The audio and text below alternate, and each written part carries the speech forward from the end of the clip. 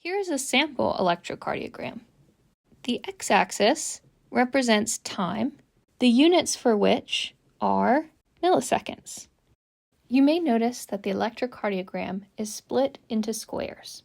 Some of these squares, like the one I highlighted, is quite large, but even inside of those, there are smaller squares. We're going to take a large square and look at it more closely to figure out what all of this means.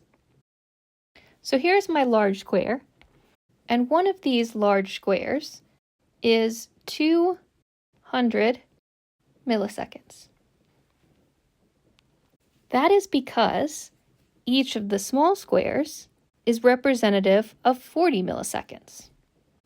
So if we travel across the square, we have 1, 2, 3, 4, 5 small squares, and 40 times 5 gives you that 200 millisecond time. So if we go back to our electrocardiogram, between time 0 and this thick line here, we have 1, 2, 3, 4, 5 large squares. Again, a large square represents 200 milliseconds, and we're multiplying that by 5. That gives us 1,000 milliseconds. That's helpful because 1,000 milliseconds is the same as 1 second. So each thick line here, here, and so on is going to be representative of 1 second.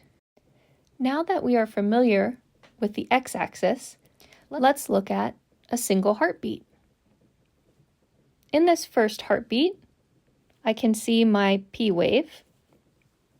That represents depolarization at the sinoatrial node and both the right and left atria. Then I come across my QRS complex, or the QRS wave. That is ventricular depolarization and atrial repolarization. And lastly, I have the T wave.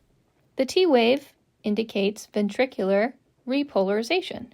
Then you'll notice I have a long segment between my T wave and my next P wave.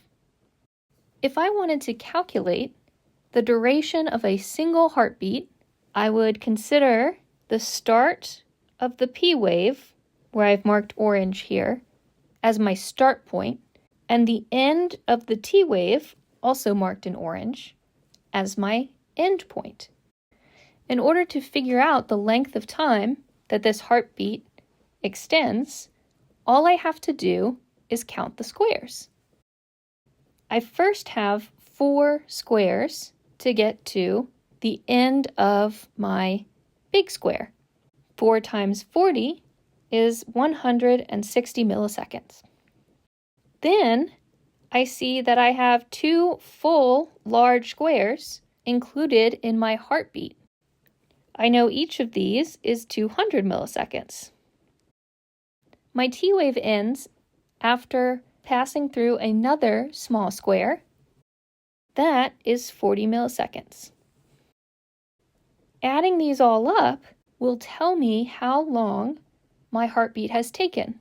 160 plus 200 plus 200 plus 40 is 600 milliseconds.